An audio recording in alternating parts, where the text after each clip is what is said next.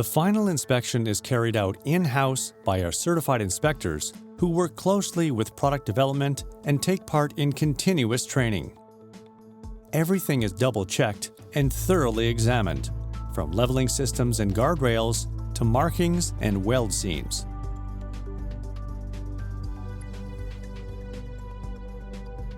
Vehicle-mounted dynos are also checked for operational safety and roadworthiness. A handy torque wrench checks everything is tightened properly.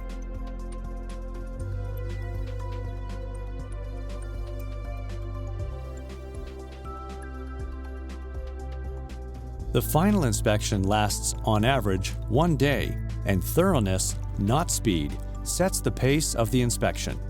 Our inspectors are always up to speed on new safety and quality requirements, as well as new product features.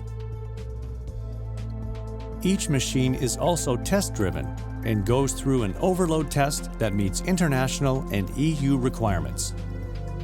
By putting each dyno to the extreme test, we can ensure the best possible safety and reliability.